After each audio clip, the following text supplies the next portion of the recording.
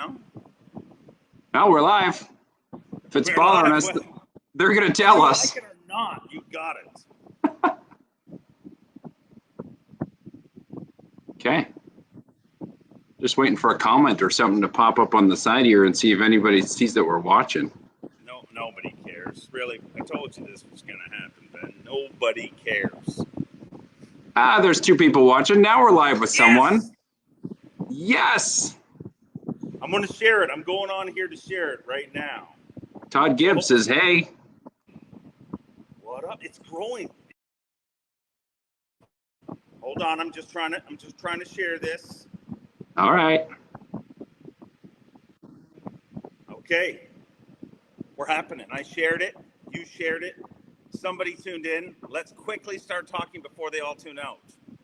What that light makes me look like I'm half dead. Here we go. Look, I'm going to lean down. I'm just going to. Is this okay if we do it like this? Is this unprofessional? I think we're the king of unprofessional. So, hey, Dave, thanks for tuning in. We really appreciate it. Thanks to Berkeley and all the guys there for hooking us up and matching us up. That's awesome of them. And what did you get up to today? What'd you do?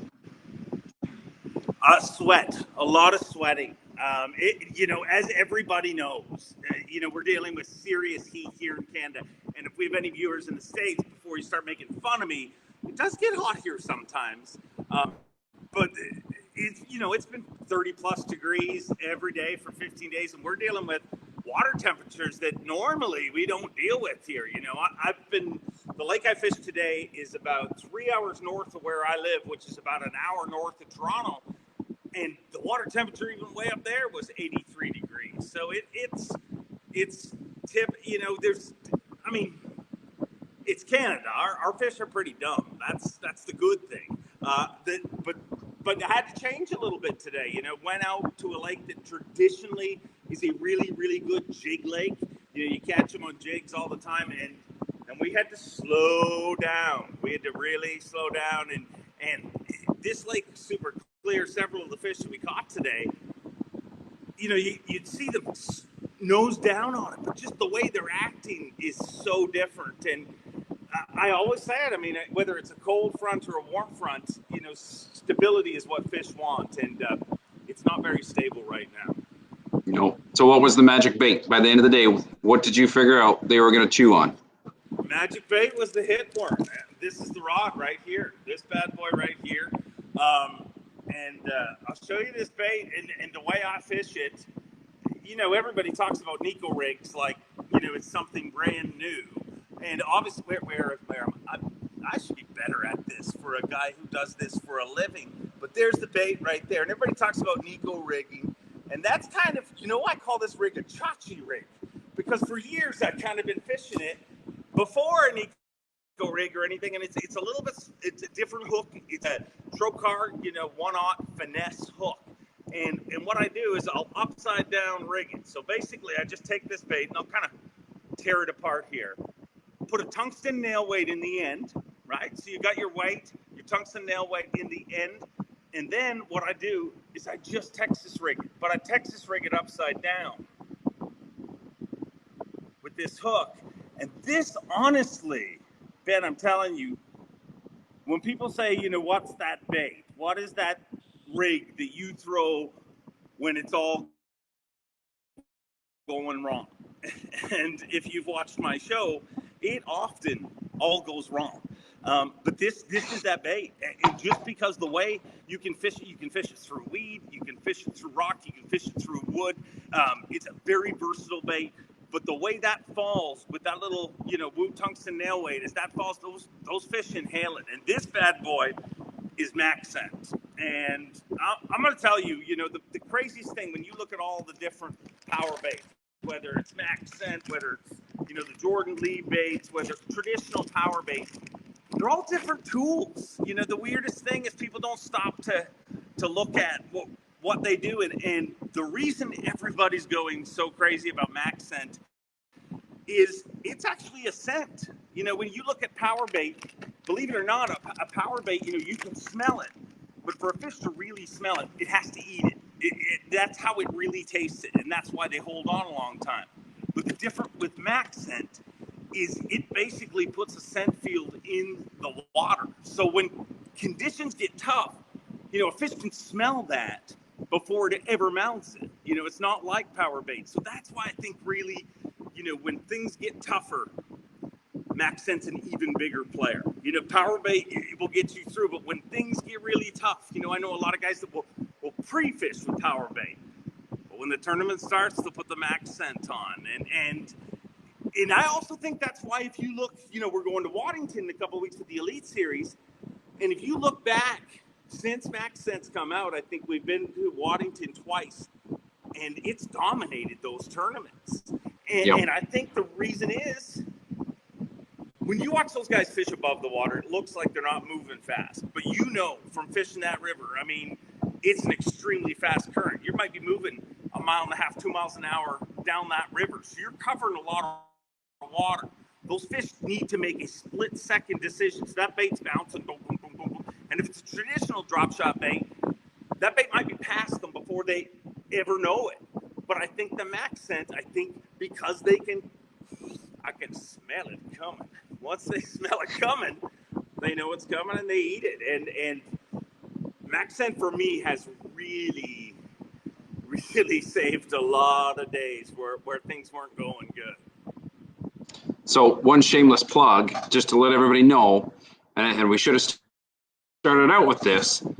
Dave was awesome. He autographed up 50 pictures for us, and Berkeley hooked us up with a bunch of prizes. So while you're trying to get your hands on some max scent, because it's hard to get right now, first 50 orders rolling out on Tackle Depot, we're going to get an autographed Dave photo, a bag of max scent, a fusion sample pack, and there's a bunch of other things going on there. So if you're thinking that you're going to, take Dave's advice and buy some stuff, be one of the first 50 orders to get hooked up on one of those awesome prizes. And then there's a ton of other promos. Go on the website, see that. That's my shameless plug. Now we're going back to Dave, and he's going to tell us kind of what's been going on bass. And we were gossiping before the camera turned on. And I got my own personal question that I'm asking Dave right now. Dave, what went through your mind when Corey Johnson snapped the cap on that beer and started slamming it on the stage? As a Canadian, were you pumped? And then as, an MC, were you going, oh, man, what are you doing? Well, my first thought is that's a freaking American beer. I mean, it wasn't even a Canadian beer of all things. But to be honest, I mean, we play up a lot of things on stage, and it's a show, man. If it gets people cheering, I love it. Honestly, and I'll tell you the beer thing, I never heard one negative comment about it when I was at the Classic in the U.S. People were like, oh my gosh, that was cool. That was awesome. I mean, how Canadian. Then I got home and people were like, I heard Corey got in all sorts of trouble. And I mean, I think Tripp gave him one of these. He's got to give the look, right? I mean, just like when you screw up in front of your dad, you get the look. And I think he got the look on the stage. But to be honest, when the moment happened, if you look back, I totally took the fall for my boy. I said to Corey right in the stage, the beer's sitting there. I mean, he didn't bring it up. Somebody else brought it and put it on the stage. And I pointed out, I said, there is a beer there, Corey. And as far as I can tell, you are unofficially eliminated from this tournament because he didn't make it into day number 3, which means you can do whatever you want with that beer. And he did what he wanted with that beer. Yes, sir. That's great. I mean, if you can't win your first Classic, you might as well make history and be the first one to chug a beer at the back. And he did her. Yes, sir. That was a proud Canadian moment. Hey, we're at the 10-minute mark. We're going to give away our first prize pack. So what we're going to do, everybody, is I'm going to hold up the Tackle Depot phone number. So I'm going to give you a second to get your phone. Oh, Dave's going to get in on it too. No. I'm at 3. I'm going to hold it up. First caller to make it through. Tim's going to answer the phone. He's going to write down your info, and we're going to hook you up with the first Berkeley prize pack. So here comes the number. Ready? 3, 2, 1. There it is. Do you want me to say it? Yeah, say it too. Call in 1-833-836-FISH. That's 833-836-FISH, and you may just win yourself a Berkeley prize pack. And if you don't win this one, don't worry. We're about 9 minutes away from the next one. Oh, there's the phone. Okay. Wrong phone. All right. So we're going to roll on here. And we're going to take it away, Dave. What do you want to cover off next? You know, basically, I mean, I'll be honest. I mean, this is kind of a different deal where, you know, I literally backed my boat into the shop just a few minutes ago for being on the water. And I figured what better to talk to you guys about today than what you want to know. And that's what my experience has been. And obviously the hitworm has been a big player for me this year, especially with the pressured fish. But I'm going to tell you, the bait of the year for me so far is a swim bait. I mean, I have caught more fish on swim baits this year that I have caught, you know, 4 years and years. And this bad boy right here is a major player right there. That is obviously Jordan Lee, you know, a guy who people think I'm feuding with, I've heard. But Jordan Lee's a signature series bait, and that is, of course, the swimmer, the power swimmer, champ swimmer, and the champ himself. These baits, I mean, I throw it on that Trocar swim blade, and you know, it gives it a little bit more flash. But I'll put some video up in the next few days that will blow you away. When you look at a bait like this in a package, you just really, you know, its tail just kind of wags. But if you see this bait and how much action they have when they swim through the water, like if you really spend time and slow-mo camera it, it's incredible just how much movement this bait has. And to be honest, I don't know why it's been such a stellar swim bait year for me. I mean, there's a lot of reasons pointing to that it shouldn't be a stellar swim bait year. But I've caught a ton of fish in swim baits, and the two that I've gone through is that bad boy, and then I go a little old school. I go a little old school with the power bait, you know, grass pig, Bobby Lane's little bait. And the reason I love this bait, remember people, baits are tools. Now, why do I love this bait? When you think of a tool, like, I mean, you take any profession there is out there, whatever you do, you know, you ask a carpenter, what's your favorite tool? I mean, you don't have a carpenter say, oh, I love the hammer. I cannot tell you how much happiness the hammer brings me. No, they don't love the hammer. They use the hammer in appropriate situations, and they love it for banging nails in, but it's horrible for cutting things. And lures are the same. So while this first swim bait that I showed you, the Champ Swimmer, is very soft, it's got a lot of action, this is a little stiffer bait. It's a little harder bait. But remember, think of baits as tools. Why do I want a harder bait? Well, this grass pig is a grass pig. You can throw it through the grass. You can throw it through the pads. You can throw it through all sorts of stuff. I don't have the blade on this one. I'm just using a traditional, you know, Trocar swim bait hook. That keel-weighted hook gives a lot of action to that bait. But the stiffness of the bait, the durability of the bait is really what I love about it. That's what makes that tool, you know, so effective for me. Just being able, when you think about lures, I mean, when does a lure not work? 2 times. The first time is when it's not in the water, and the next time is when it's fouled up. That's why you have to think of lures as tools.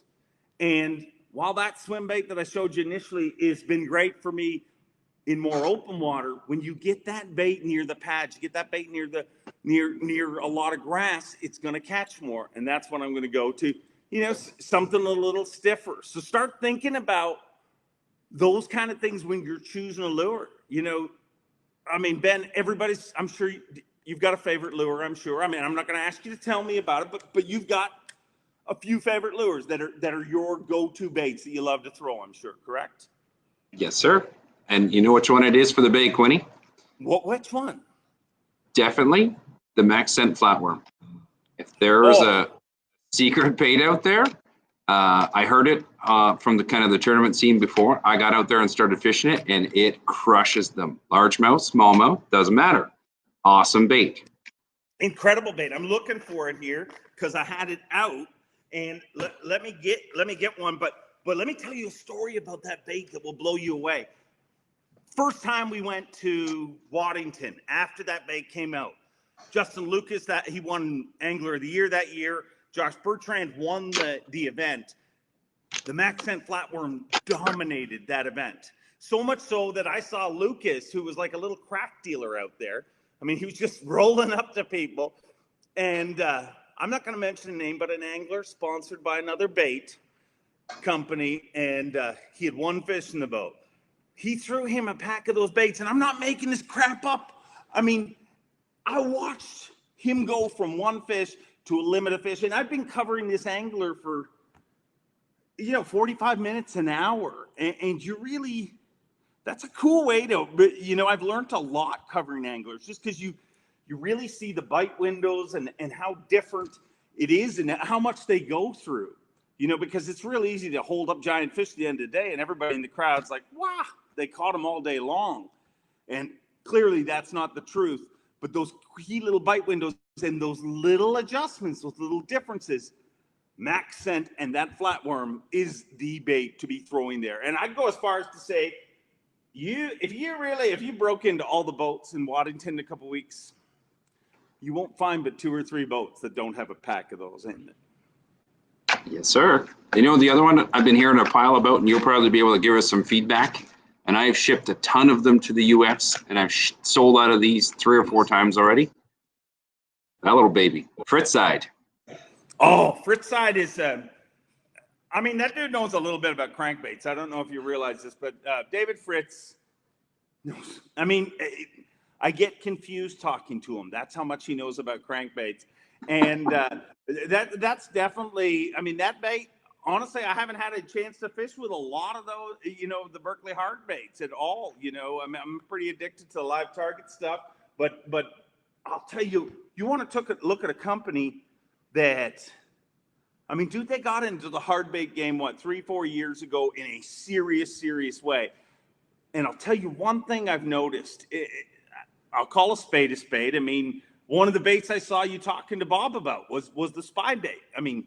They didn't invent the spy bait. Spy bait was invented by Duo, and they make an incredible one. There's a lot of great ones out there. But what they did is they made their version. Every one of those baits, whether it's the Chapo, whether it's whatever, it's their version and their improvements on that bait. And there's some winners. And I'm going to tell you that Chapo is a winner and that spy bait is definitely a winner because it doesn't matter what company you're sponsored by. You know a bait's a winner when you start hearing about it from everybody. And that is definitely one of those baits. Yep. We're just creeping up on the next 10 minutes. And we're probably going to give away another prize pack.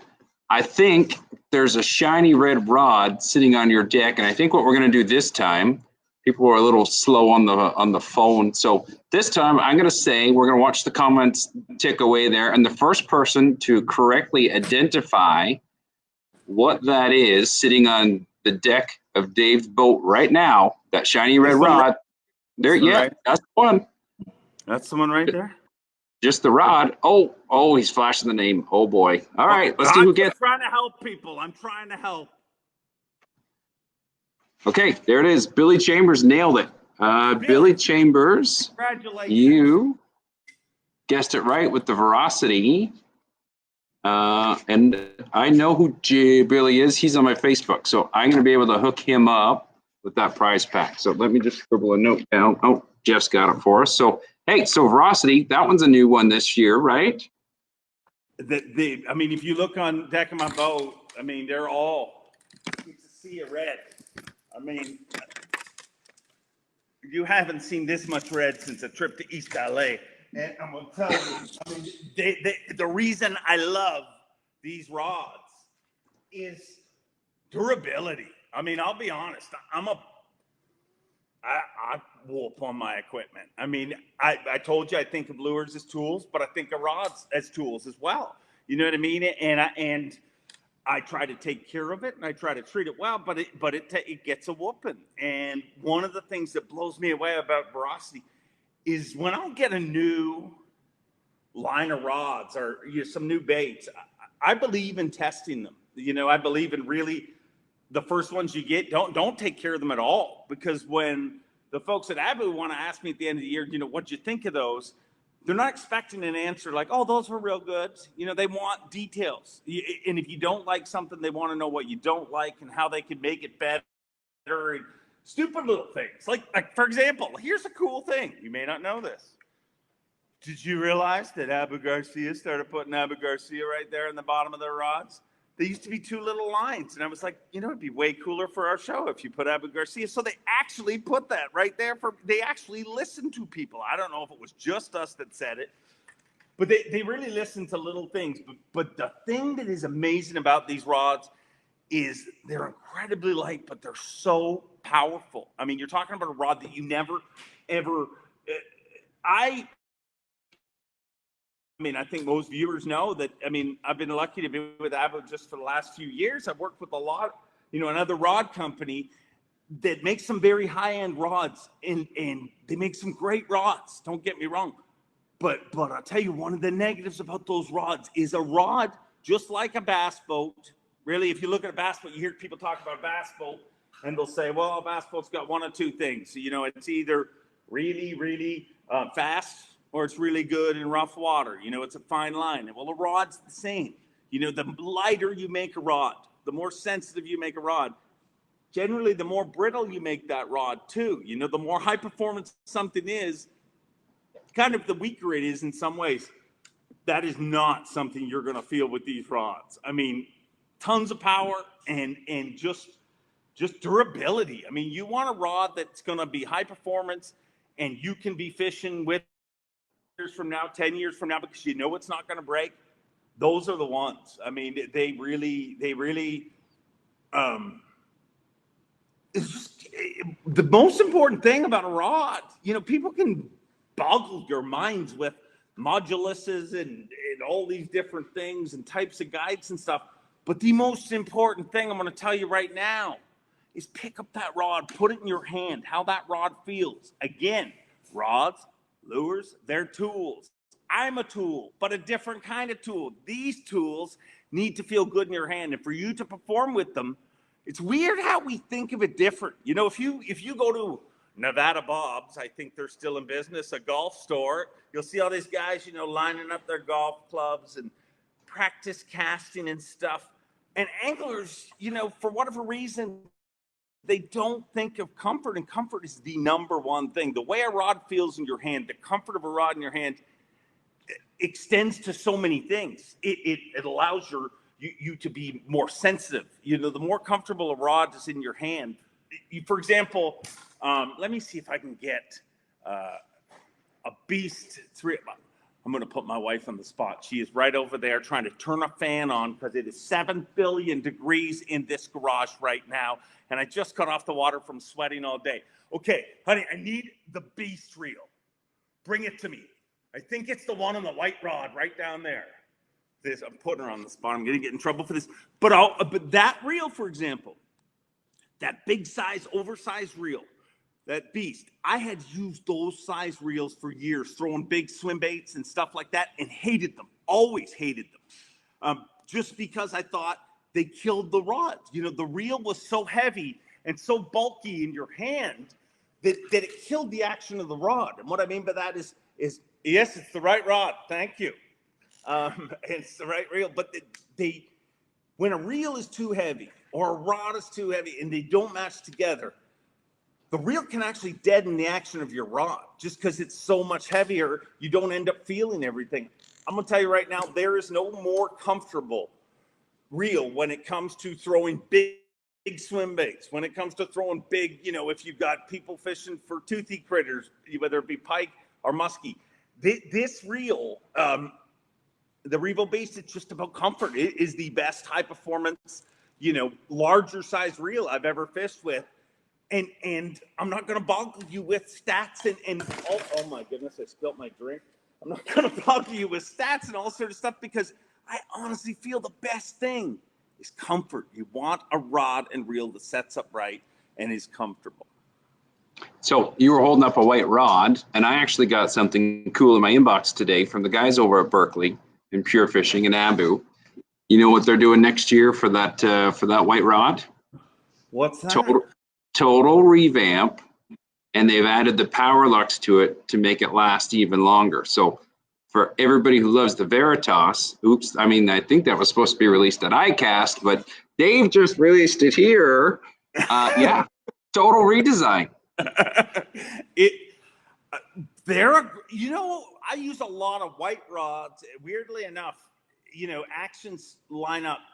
I see a lot more of my white rods on moving baits. They have an incredible line of parabolic rods, whether you're throwing a crankbait, whether you're throwing a spinner bait, soft plastic jerk bait. I'll find myself a lot more white rods for that sort of stuff. My spinnerbait rod's a white rod. And those, like, I'm assuming you sell them there, but the nice thing about them is, a lot of people wonder, I was lucky when I was making a rod and reel company change a few years ago, the company we were working with, I had a few different options. And people always, why Abu? Why was Abu the company? And to be honest, the major reason was the fact that I got tired of doing a seminar and talking to people about some great product. And then when I hand the guy the rod, and he's like, oh, wow, that is incredible. It feels so good. And then he said, well, how much is that? Well, that'll be $2,400, sir. I mean, it's frustrating. But the amazing thing about these is, those rods, I believe, I don't know, what are they, between 120, 140, 150 bucks, right around there, depending on the model you get. Yep, you betcha. And then they nailed it with the wind grip too. So if you want a little more comfier setup, but yeah, that Veritas rod is complete and it's affordable and it's an amazing rod that, if you want your finesse rods to be a little more sensitive, maybe, but you nailed it. Like same with me, all my moving stuff, I've got it loaded with Veritas and it's just comfortable and it's nice and you can buy lots of them, cover the spread, and then, get into your Verocities or some of your Premiers. So yeah. And as an angler, one of the coolest things is in tournament fishing right now is the collegiate scene, the high school scene. It's so much bigger in the States, but it's growing here too. And you'll get a lot of questions from people, and they'll be like, "What do I need to get? Do I need?" And I'm saving up money. I'm on a budget. Where do I? I'm gonna tell you. Load your deck with a bunch of these. If you can only afford, if your budget allows you to have 5 different of those, you're better off with 5 different actions that fish baits right, 5 different tools that are suited perfectly to what you're doing, than you are with busting your budget on 2 giant combos and being like, oh, I'll get the other 3 in a few years. Always set yourself up with all the tools. That's true in life with everything, man. If you go to build a deck or it's not that hard if you have the right tools, but I generally do it with the wrong tools and it gets a little tougher. Yeah. So we're getting ready to crank out another giveaway here. And then we're going to go back to the phones. We're going to try this again. So maybe we'll give everybody a minute or two to get their cell phones out, get them programmed, get ready to rock, and then I'm going to hold the number. Watching on their cell phone. That's the whole problem. Well, that's true. They don't have landlines? Who has a landline anymore? Come on, right? Landline anymore. I just True have the story. phone on my desk so it looks fancy. The red light's always on because it's not even connected. Okay, we're going to hold it up. We're going to see if somebody can actually get through and beat this. We had the first person called the warehouse phone number, so they kind of skip through on that one, but here's the main line again. This is for another prize pack. 1-833-836-FISH. 1-833-836-FISH. Do people even have the letters on their numbers anymore? Well, you know what? We should probably look at that one for next.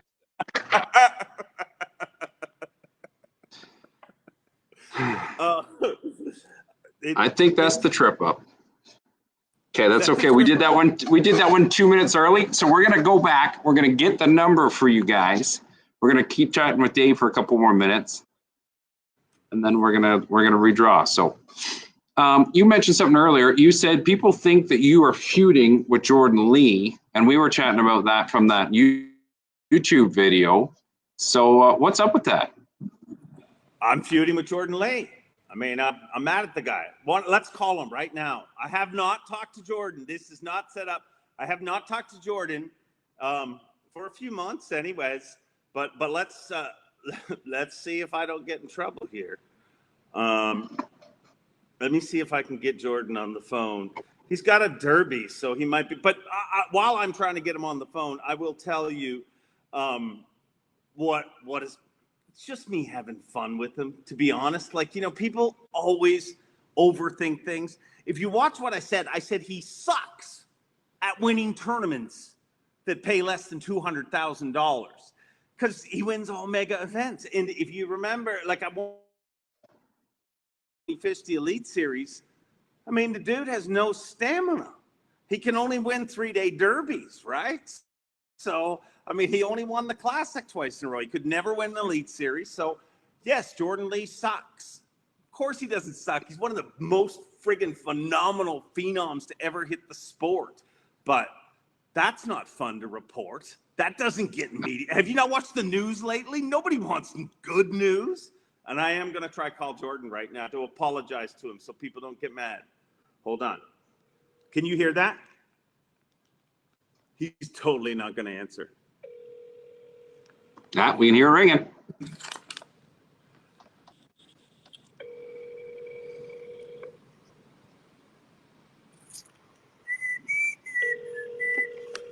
Here, I'm almost live via satellite.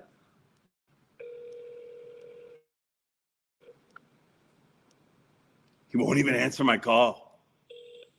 Hey, you reached the voicemail, Jordan Lee. Just leave a brief message, and I'll get back to you as soon as possible. Thanks.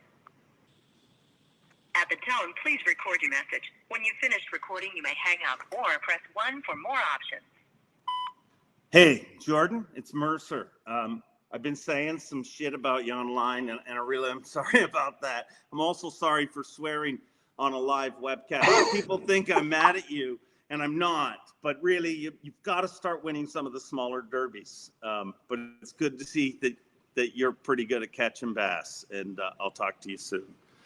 So Jordan totally dissed me on international live videos. I mean, but I love Jordan. The coolest thing about what I do is and when I say what outside of Facts of Fishing, the coolest thing of what I do for bass and being able to work with those guys, it's an honor. I mean, really, it is. Like, I have so much respect for competitive anglers and what they go through. It is a thankless, horrible job at times. And, it looks glitzy and glamorous up on that stage. But, man, you leave that stage and there's so many. That's why anglers cry when they win. Because of all the roadblocks and all the flat tires at 3 a.m. and all the people that told you couldn't do it. So do I hate Jordan Lee? Definitely not. Do I hate any pro angler? No, I have the utmost respect for all of them and everything that they put in, and really some of those guys are my best friends on earth, and what happened with our sport the last couple of years with all the changes. I mean, it's tough when you are so tight with so many people and you didn't expect that to go down. But what is amazing to me is just how much passion the sport has right now. It doesn't matter what you're fishing. There's a lot of those two giants competing against each other, whether Bass, obviously, and MLFLW, it's only going to make it better. I mean, you look what's happening. I mean, the next two tournaments, like Waddington, for example, I don't know if Bass has officially announced it. Waddington is on, that event is going to be broadcast on ESPN2 live all 4 days in a row, 7 hours a freaking day. Now, just say that to yourself. When you really start, like, it's easy to, I flip that out and you're like, oh, that's cool. Just stop and say that to yourself. 7 hours a day.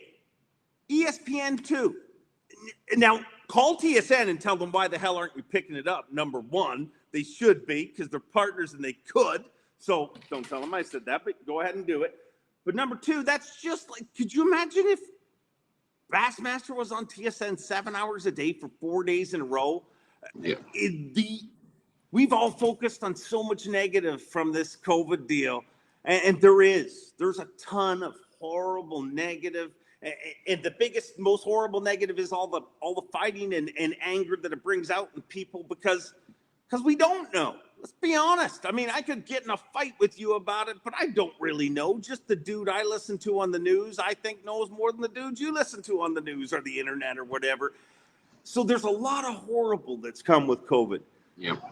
But there's some really cool things. And one of those really cool things is just how much media our sport's getting. You know, that last event that Buddy Gross won, 2.8 million people watched it on ESPN. And these are all Fantasyland things. You know what I mean? Like when you really say it, if you'd have said to me last year, hey, I believe that Bass will be on this many hours or whatever, I would have been like, you're nuts. I mean, we might get an hour or whatever, but just every other sport in Earth had to stop.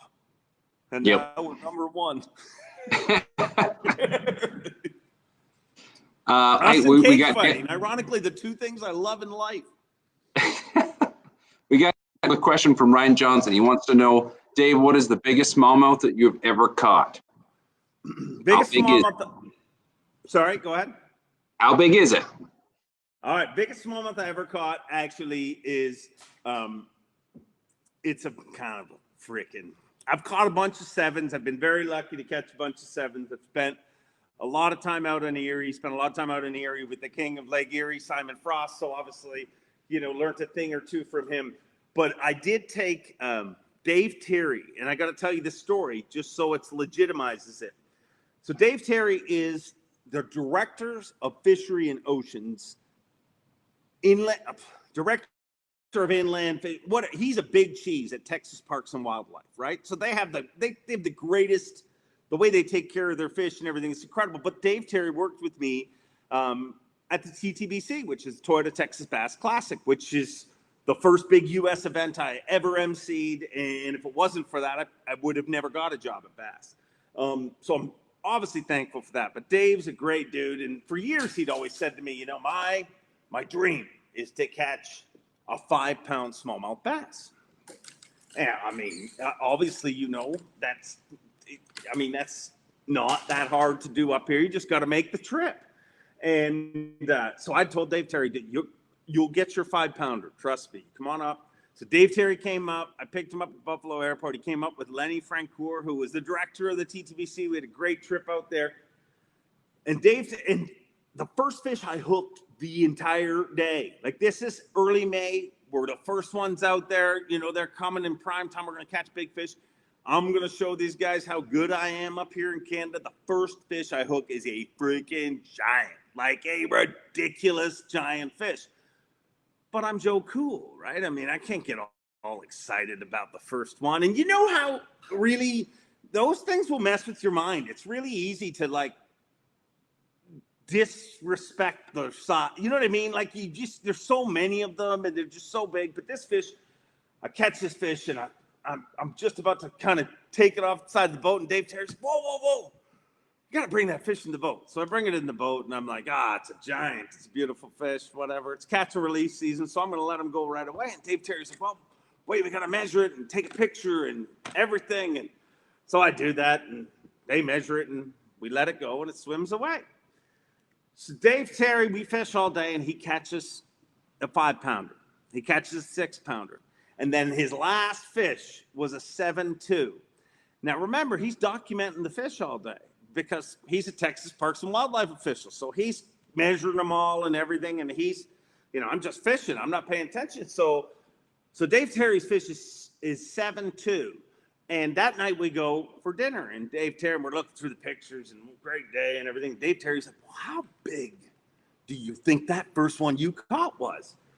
And I said, well, you know, I mean, had to be at least as big as yours. You know, it was kind of the same size. We're looking at the pictures. They both look big, bulbous shape to them, big giants. And he's like, well, no way. And I'm like, well, what do you mean no way? And he's like, well, our fish had the same girth, but my fish was 20 inches and your fish was just under 23 inches. So Dave Terry feels that I did catch the New York State record, but acted like I was Joe Cool at the time, because at the time it was 8 pounds, 2 ounces, and he figures there's no way that fish was not a pound heavier, being almost 3 inches bigger, and he's made fun of me forever. So a bunch of 7s and maybe an 8-pounder that I was too cool to weigh. Nice. We hit the 10 o'clock or the 10-minute mark. We got to do another giveaway. How are we going to do this one? Let's do another. Let's do another one at the side there. Why don't you come up with a question, Dave? Why don't you ask a question? We'll see who can answer it on the side. Make it a little challenging, not too easy for everybody, but pop off. See what you got. How about we do this? How about, and they're going to have to prove it. They're going to have to prove it. I need everybody to put your birthdays in. The closest birthday to today is our winner. Is that good or no? We're going to see. We're going to see if they lie. That one, yeah, that one's going to be complicated, but we'll try it. Okay, don't do that then. Disregard everything I said. Okay, here's my question. Here's my question. I got to think of something. Oh, gosh. I'm trying to think of trivia. You really, I'm usually good at this crap, but you put me on the spot. But I'm going to go trivia with who won the last Bassmaster Elite Series event? Simple. We already gave the answer earlier tonight. Are they giving their birthday? There you go. I like it. Screwed up. Let's see who gets it. Oh, yeah, they're totally hitting birthdays. I'll tell you what, if we figured that one out, here's the kicker. What we'll do. The winner of your Buddy Gross thing, we won't get confused, but if we can figure out who the closest is to the birthday, I will send them a personal prize after this. All right. So I see one that we've got July 10th. Nolan Isaac. I saw that one go whizzing by. Okay, there we go. Who was the winner? Who was the winner of the last one? I see Buddy Gross. I see Jordan Lee. I got to scroll up and see. Buddy Gross was the winner. Oh. Jordan Lee won an MLF event. Buddy Gross won the Elite Series event. Came back from 10th place on the final day. Okay, I'm scrolling here to see who the winner was. They're still just putting in birthdays. It's going crazy. That's great. There's a lot of birthdays. Happy birthday to you all. I think we've got Matt Sands. Oh, no, not that one. Matt Sands. He called out Buddy Gross, so I think it's Matt Sands. I think that's who we got for a winner for that one. Congratulations, Matt Sands. All right. Okay. All right. We got that giveaway done. What do you want to jump to next, Dave? Anything you want to roll on, talk about? Well, nothing's off limits. We can talk about whatever you want, whatever anybody wants to know. I'm all open, whatever anybody wants to know. But let me dig through some different baits here, and I'll start pulling some junk out for you. Here, let me give you a stupid tip. I'm going to show you a stupid tip right now, because people wonder all this crap and wonder how you do certain things. And I'm going to show you this right now. This is not, I was not prepared for this one bit, which is kind of my MO. It's my life. But what I'm going to do is I'm going to get some old hooks and crap laying around the boat, and I'm going to get the best way to deal with that. And nobody ever talks about, first, you got to empty the water out of this. That's not smart. I mean, I should have been more prepared. But everybody has crap laying around their boat. I mean, and around the shop or around, your garage, your rigging rods and everything. And you hear some horrible stories about, kids that get a hook in them or a dog or whatever. And here's what I've done for years. This is a simple way to deal with it. Gatorade containers and stuff work a little better because they've got a wider hole. But literally, I'll take all my kind of broken, rusty baits and just basically put them into, something like this.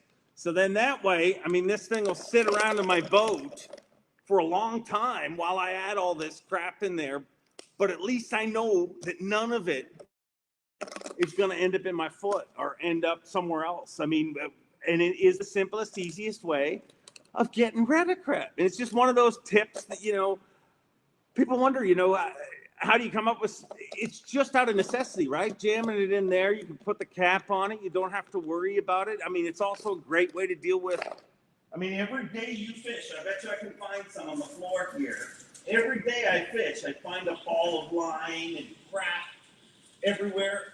All of it you can shove in there and deal with it when you go home, or just keep a little jug like this around the garage and just fill them up. It's a cool way to deal with things like that. So, I mean, you put me on the spot to talk about something, and that's what I got for right now. That's okay. We got a question. Dave Lafreniere asked, and this might be a good chance to plug some fishing electronics here, but how do you, Dave, break down a body of water? I mean, you're traveling around, you're filming shows, you're trying to figure out where you're going to get your best show film from. How do you pick a lake, and how do you begin to dissect it, break it apart? Tell us what your secret is. Well, I mean, honestly, that the first thing that I'll do when it comes to a new body of water is do a little research. There is a lot of times where I've literally just pulled off to the side of the road and been, that's a lake I've driven past a bunch, and you just go blind and you check it out. But when you can, do research, and it's amazing the stuff that you find online now. Like literally you just have to Google the name of the lake and maybe bass fishing or walleye fishing, whatever you're after. And you will get a pretty good idea of seasonal patterns, a pretty good idea of hot baits and that sort of thing. Next thing I'll do is if I'm in the local town, when I get there, if there's a tackle shop, I'll always stop by because, there's so much you can learn. But I have learned over the years that you have to, you got to be a little careful the way you ask. I mean, if you roll into any tackle shop, even your fine tackle shop, and you roll in, you say, hey, where are the fish on this lake and how do I catch them? Every person's going to be like, because it's just part of us, right? We're secretive. But if you go in and you say, hey, what do they eat this time of year on Bay of Quinte? What is their main forage? Or what water depth should I key in on? I think vague questions that matter really pay off in that zone. Meaning that if I say to you, can you give me a couple of different bays or points that I should check? You're probably not going to give me the best information. You know what I mean? You're going to give me kind of the general stuff, the stuff that everybody knows. But if I ask you for depth, you don't mind telling me. If I ask you for a type of weed or a type of structure that they're going to, I'm talking about structure. People, it's a late show. Do not get distracted and think I'm talking to something else. But whether it's weed, you're talking about a particular type of weed that they want to, find, or whether it's rocks, or whether it's docks, or whatever. People will tell you those kind of things. So that's what I'll do before I ever get on the lake. And then the next thing I do is obviously spend some time on the lake. But before I ever cast, one of the best things you can do, and it's gotten so much easier over the last number of years through electronics, whether it's side imaging or the big player down that everybody's talking about, is Humminbird Mega 360. That today was a prime example. What we did as soon as we launched on that lake, I circled the entire lake, just kind of putted around the lake and got in my head what's there. And the reason that I'll do that is I found myself for years just being almost too eager to fish, and it catches you some fish, but it also can hurt you. You know what I mean? Like when it's hard to learn a lake once you start fishing it. You can't cover water as quick. You do have to fish it a bit to properly learn it. But what I'll do is I'll circle that lake and I'll watch 360. I'll watch for today the lake we're fishing. The fish we're keying in on wood and rock, and we would find whether it be cribs or whether it be pilings or just logs that have fallen in the water. You can see the ones along the shore, but after it gets deeper, you can't see it. So I'll circle that lake and I'll keep a mental note and even mark them with my graph. You know, there's a crib, there's a fall down. And then once I've kind of circled it all, assuming it's not a giant lake, I mean, if you're looking at you know, Lake Ontario, obviously you're not circling Lake Ontario. What you do is you take the bay or the part of it that you want to fish. So as soon as I've absorbed all the, okay, here's where all the logs are, here's where all the cribs are, here's where all the drop-offs are, here's where all the pad beds are, here's where all the docks are, I then go to use those tips that I got from my pre-research and I pick whatever section looked the best to me. And that's not hard for an angler. You know, everybody, you know, you go out there and you idle around, you're like, this is where I think they're going to be. And you make that educated guess. Research is what really pays off now. Because once I start fishing and once I start catching, once you figure out what they're sitting on and what they're eating, you can duplicate it throughout the year, throughout the body of water. So you don't have to. I just find it makes me more effective because I know what's available. So as soon as I start catching them on cribs, I'm like, well, there was 4 cribs on that shoreline, and there was a crib over here. So just the more you know about a body of water through your graph and through your visual eyes. Just, you know, the other thing is. I mean, I'm incredibly lucky to use all this Humminbird stuff, but I know that not everybody has graphs in their boat. There's a lot you can learn with your eye. You know, you idle around that shoreline, look at the way that shore drops. I mean, if that shore is a gradual drop and you see the nice beach and it continues into the water, for whatever reason, we all kind of are apt to not think like that. You know what I mean? We think the water's different, but that gradual shoreline continues. That sudden drop, you see that cottage that's got the giant set of stairs that you're like, good God, the worst thing in the world would be to forget your beer at the top of those stairs. There's a good chance that sudden drop down that shoreline, it doesn't stop when it hits the water. So there's a lot you can learn from that. And that's how I'll start putting it together. But then when I'm fishing, it's not as simple as just going to your old favorites. Or there's a lot of baits that I will use to help me learn an area better. You know, and that's one of the biggest things that I think has really, you know, you look at braided lines, obviously, that they, you know, whether it's the X5, X9, Berkeley stuff, but they have changed the game in feel. But the other part of that that's really changed is tungsten. I use a lot of tungsten baits because it's just such a harder metal, whether you're throwing a jig, whether you're, you know, throwing a worm weight, whether you're throwing a wobble head. The more tungsten you can use, the more dense it's going to be, and the more I'm going to be able to learn the areas I'm fishing. So even if I'm not seeing it, now I'm casting that bait, and I'm like, a wobble head's a great bait for that, because you've got constant bottom contact. So as that bait runs over the bottom, you know, as that bait runs over the bottom, I can feel every ridge that it hits. I can feel, okay, now I'm on rocks, or now I'm on sand. Now I'm on a shell bed or a mussel bed. It really allows, the more you can get in your head and know about an area, the more you can take advantage, you know, when they start firing. Because that's really it. When you think about it, no matter where you're fishing, it's taking advantage of those opportunities. And as good as the fishing is where we live, you know, where we all are lucky enough to live, I mean, there's very few days you go fishing and you don't have an opportunity or several opportunities. And I really believe that. And I think a lot of times people come home and be like, it sucked today, I didn't catch them.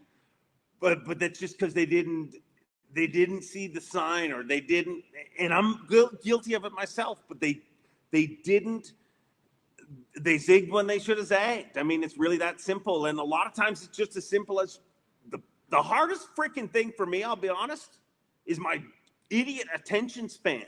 It has been my whole life. I mean, if you've watched this interview, you could tell I'm kind of all over the place, but that's where I am all day. So what I really have to work on is focus it. You know, when I'm fishing, like watching your line, feeling your line, because for me, it's real easy to go places whether it's in my head or I'm talking to somebody or whatever. So sensitivity is one of the biggest keys. And I mentioned, braided line, and the two that I obviously throw is the X5 and the X9. And the reason that they have those numbers is it's the strands that are used to put them together. And the weirdest thing is when they first came out, initially I'd think, well, X9 has more strands, so it must be the thicker, stronger line. But that's not the case. The way the strands are wound, the smoother line is the X9, and the X5 is actually the more rigid line. More of a traditional, if you think of braid, it's more of a traditional braid where the X9 is a smoother braid. So I'll always throw, I'm all X9 for spinning for the most part, and X5 for casting, just because it's that much abrasive resistance. But I'm a braid fiend, sometimes to a fault, just because they're tools, man. That tool makes me better. I just feel I'm better because even when I'm not catching, I'm learning because of the contact. You know what I mean? But there's been times, I don't know why, but every once in a while when you get like a real calm day out on Erie or in the Great Lakes, I mean, you have a 30-foot fluorocarbon leader, it doesn't matter, but there is times when, a light fluoro will outfish it, a 6-pound fluoro, and it's the most frustrating thing in the world. But day in, day out, I'm a braid guy with a fluoro leader. Yeah, me too. We blew past the last one, so we're gonna go back and do this one again. No, sorry. And hey, look what we did this time. We put the actual number up. Mr. Speaker, do you want to read that out? 1-833-836-FISH. And if you're wondering what fish is, it's 3474. Once again, 1-833-836-3474. Sorry, I battled dyslexia for a few seconds there, but we're through it. You're natural. I love this. You make it too easy. So Melissa has been asking a question. She really, really, really wants you to answer it. It's, what's the best fishing story you have from fishing here in the Miramichi? Oh, I don't have a good one for you because I've never fished there. I'm sorry to let you know, but that's one of the places that and my producer, Nick Pugic's probably watching this right now. And he's probably saying, well, why the hell haven't we? We need to go there. It is one of those legendary fisheries. But I'll say that's one of the negatives with everything I do with bass. I love it. I love my job. I mean, I have 2 dream jobs, really. But the negative is it definitely, the last 10 years, it's taken away from a lot of those travel trips. And I haven't got to go to the Miramichi, but I will be. I will go there one day. But let me tell you a story. This is a bizarre story. And this is about another river. It's Tree River, which is in the Arctic. Tree River is world famous. Every single, pretty much 80%, if not more, maybe 100% of all Arctic char records in the world have come from Tree River. And Tree River is, ironically, not a tree to be found in Tree River because it's above the tree line. But you stay there, and it's just you're somewhere where literally less than 300 people a year fish. It's like hallowed ground, and it's incredible. So we go up there, and we went up during what Chuck, the manager of the lodge, calls fly fishing week. And he said, I want to warn you, it's fly fishing week. And I didn't think that was a problem. I mean, I have no problem with fly fishermen. They never get in my way, evidently. But I didn't think there'd be a problem. But I guess when it's windy and a bunch of people are fly fishing and one dude has 50-pound braid and a 9-foot rod with a spoon on it, they don't like you. So I didn't know that time, but we went up there and our whole plan was to go to this one hole, and it's called the Presidential Hole. And the reason it's called that is because President George Bush fished there, with actually, there's a plaque that sits there and it says, President Bush, did we just freeze? Nope. You still got? Okay. You'll roll. Yep. Okay. So President Bush fished here with his good friend Peter Pocklington. That's who fished there. And you can wonder who put the sign there. It was Peter Pocklington, of course. So we're fishing this. We hike 3 miles up to Presidential Hole, and we get there, and on the way up, we're passing all these fly anglers, and we get there, and we're the only ones there. We've hiked 3 miles, and we are catching them, and it is insane. It's just one after another, and it is euphoric. I mean, when you set the hook in Tree River, those fish, the entire river lights up. The color of my hat, they're so red, you know, the Arctic char, they turn red when they run up the rivers, and it literally is like my hat or like the rods, you know, it's that red, and it's incredible. So we're fishing. I've got 10, 12, 13 of these things, but unbeknownst to myself, there's a fly angler that shows up, and he's watching me fish, and I nodded at him, and I mean, we hiked up here. We're not about to leave. We're shooting a show, and the dude told me I had to leave. And I don't know if you know this about me, but I have a bit of I mean, if you tell me I got to do something, it's probably the best way to get me not to do it. So I'm like, well, we're still fishing. We're not done. You're welcome to fish right beside us. I mean, I'm not stopping you, but I'm not about to stop fishing. So we kind of got into a bit of a war, but this was the weirdest thing I've ever seen while shooting a show. So I'm looking at him, and he's just staring at me the whole time. Like this dude's in Narnia of char fishing, and he's wasting his time staring at me. And then the weirdest thing ever happened. So he's 20, 30 feet behind me, and the camera guys and everybody's like, just forget about him, just keep going, you know what I mean? And he actually, I'll be honest, he rattled me. Like, I was very kind of, but then it got weirder, because I turned around and he'd look, and he'd be looking at me and turn around. Well, after a few hours there, he had to urinate, I guess. I mean, watching this guy fish, he's got to take a pee, but he didn't want to take his eyes off me, and he stood there and peed, looking at me, and I'm watching, I'm fishing, and I'm looking at this man, and he's not even like turning his back to me or anything. And it was the only time I've ever left a spot. I was like, piss on it. This man is literally pissing on it, so I'm gonna get out of here. And we left. But it was the weirdest. Like, the things that happen when we're shooting, I wish we could pre-think them. I wish we, like the crazy lady that yelled at me on our season premiere a few years ago. That was awesome. It really was. But if you had to hire an actor, they never would have been as good as her. You know what I mean? Nope. And that's one thing I am proud of with our show. We really do try to show it like it is. Sometimes it's good, sometimes it's bad, but we show what happens out there. Nice. Well, hey, it's we talked about 8:30, so I'm going to give you the out now if you got to go. I know you're on the water all day. We have one more giveaway to do, and I think I'm going to make it easy.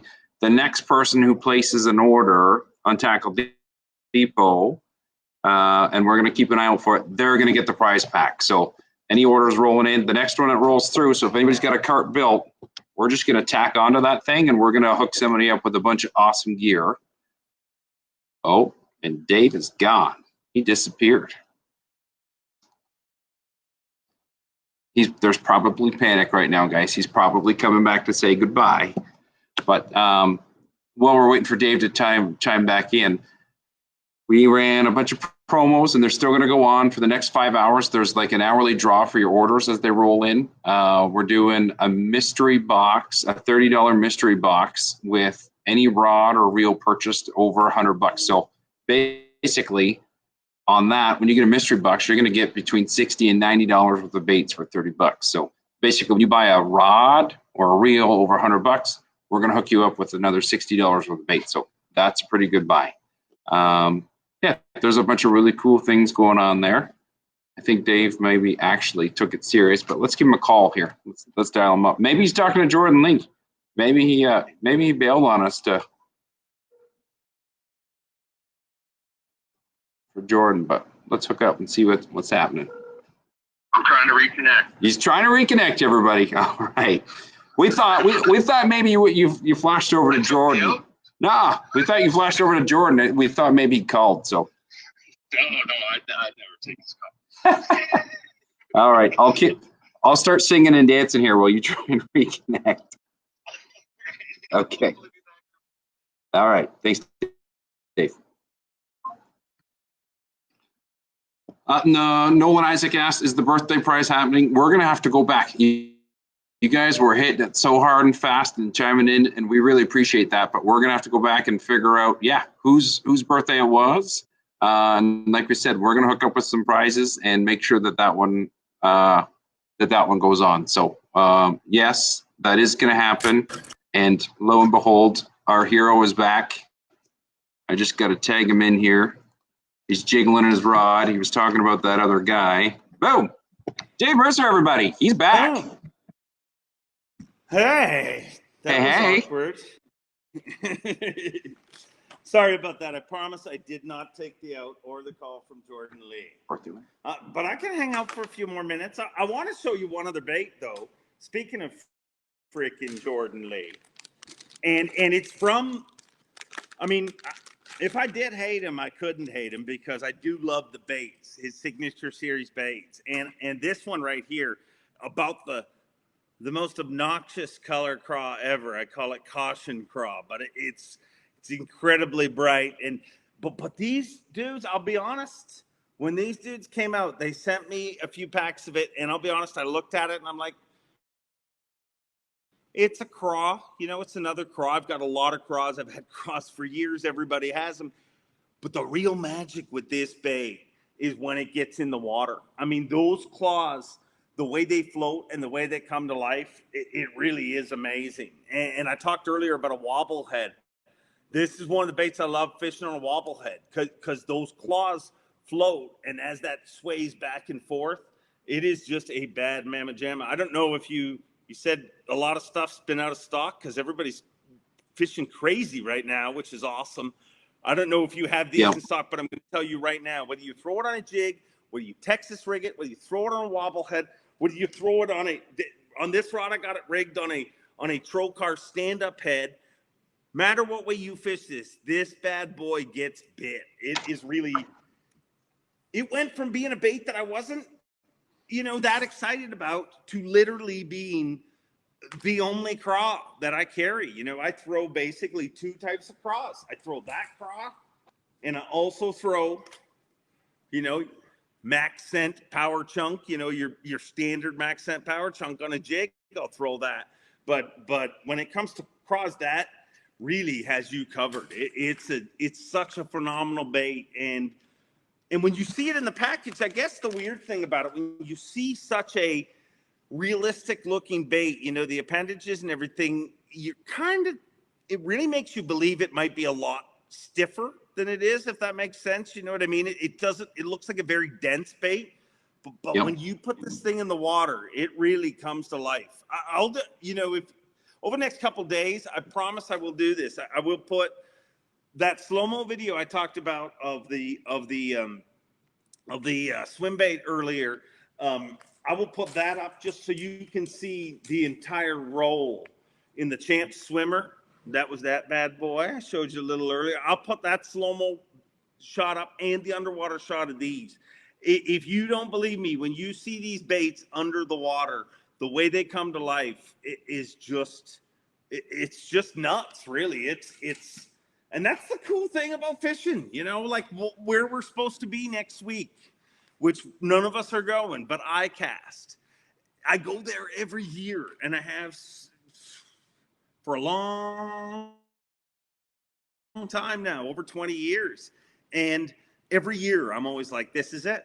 We're there. There's really not that much more they can do with baits. And really, you just when you think you can't do enough, they do more. And this is one of those baits that I'm going to tell you gets eaten a lot and really, really well. And